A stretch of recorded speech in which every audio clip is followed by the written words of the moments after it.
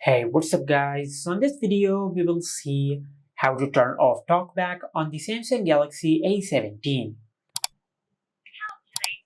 Now, if you want to turn off Talkback on your Samsung phone, first of all, just open Settings.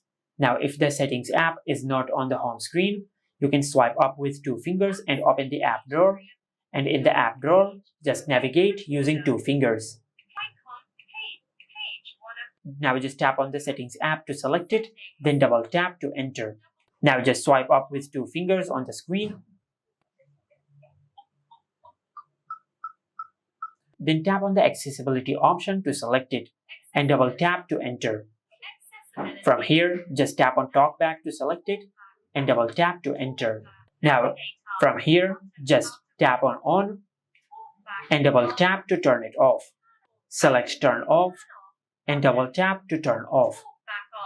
And by doing that, you will turn off Talkback on your Samsung phone. And this is how you can turn off Talkback on the Samsung Galaxy A17.